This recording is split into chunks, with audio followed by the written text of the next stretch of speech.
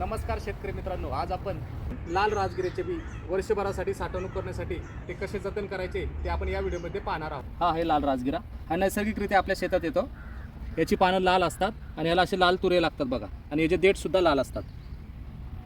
याच्या पानांचे भजी व भाजी केली जाते. हे रक्तवाढीसाठी खूप औषधी गुणधर्म असलेली भाजी आहे. तर याच्या बिया कशा साठवणूक करायच्या आता ते आपण पाहूयात. अशा पद्धतीने राजगिऱ्याला बिया लागतात बघा, असे तुरे लागतात. एवढं मोठं झाड होतं लाल राजगिऱ्याचं नैसर्गिकरित्या. हे पूर्ण मॅच्युअर झालेलं बी आहे. हे झाड कट करून उन्हात वाळवणार आहोत. हे सगळे लाल राजगिऱ्याचे तुरे आहेत. हे आता आपण तोडून आणले आहेत. हे आता उन्हात आपण हे वाळत ठेवणार आहोत.